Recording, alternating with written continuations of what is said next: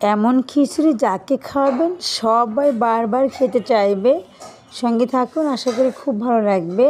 আমি 1 কেজি পরিমাণ পোলাও চাল নিয়েছি আর দিয়ে দিয়েছি 1 পোয়া পরিমাণ মসুর ডাল, 1 কাপ পেঁয়াজ, সয়াবিন তেল, রসুন দিয়ে ভাজতে দিয়েছি। এদিকে হচ্ছে আমি মুগ ডাল ভেজে নিয়েছি। মুগ ডাল আমি নিয়েছি 1/2 কেজি পরিমাণ। আপনারা চাইলে কম বেশি নিতে পারেন, শুধু মসুর ডাল দিয়ে রান্না করতে পারবেন। তো ডালটা আমি ভেজে নিচ্ছি।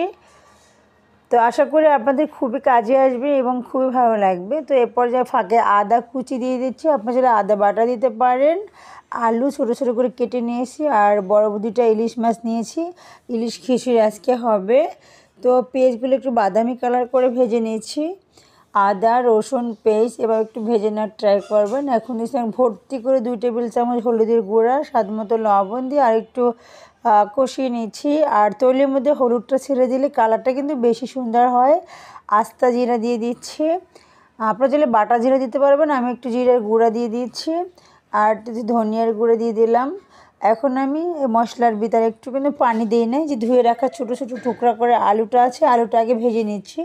তো এ পর্যায়ে হচ্ছে আগে যে পোলাও চাল আর যে মুসুরি ডালটা ভিজিয়ে রাখছিলাম ওটা দিয়ে দিচ্ছি, ভালো করে মিশিয়ে নিচ্ছি।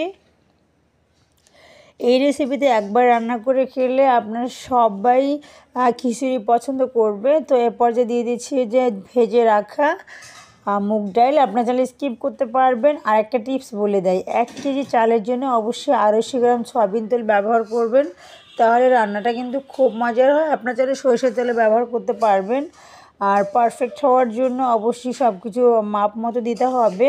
আপনার একটা টিপস বলে দেয়, আপনি হচ্ছে চাল যে পরিমাণ দিবেন এটা মেপে নেবেন, তার থেকে 1.5 গুণ পানি দিবেন। যদি হচ্ছে আপনি 1 বল চাল দেন তাহলে 1.5 বল পানি দেবেন, বা 1 কাপ চাল দিলে 1.5 কাপ পানি দেবেন। মেপে দিতে হবে। আর বেশি করে হচ্ছে আমি 20-25টার মতো গোলমরিচ আর হচ্ছে লবঙ্গ, দারুচিনি সবগুলো দিয়ে দিয়েছি। আস্তা মশলা অবশ্যই দেওয়ার ট্রাই করবেন। তো আমি এখন পানি দিয়ে দিচ্ছি। আমি এই বাটির 1 বাটি ভর্তি করে চাল ছিল, তো আমি 1.5 বাটি পানি দিয়ে দিয়েছি। আর একটা গ্রাম্য পদ্ধতিতে মা খালারা যেমন রান্না করতো, শুধু 1 কোর মতো আঙ্গুল ডুবে যাবে, এভাবে চেক করে নিতে পারেন। আর কাঁচামরিচ দিয়েছি এখানে 10-12টা। কোনো শুকনো মরিচ আমি ব্যবহার করি না। এভাবে রান্না করলে খিচুড়ির কালারটাও ভীষণ সুন্দর হয়। সকালে যে কোনো বা লাঞ্চে ডিনারে যে কোনো সময় ট্রাই করতে পারেন। তো ঢাকনা দিয়ে রাখবো। ভালো করে যখন বলক চলে এসেছে, আমি চুলার আঁচটা হচ্ছে একটু কমিয়ে দিতে হবে, নাড়াচাড়া করে মিক্স করে দিচ্ছি তলে যাতে লেগে না যায়। তো আশা করি দেখে বুঝতে পারছেন। লাস্ট পর্যায়ে আমি একটু ঘি দিয়ে দিচ্ছি।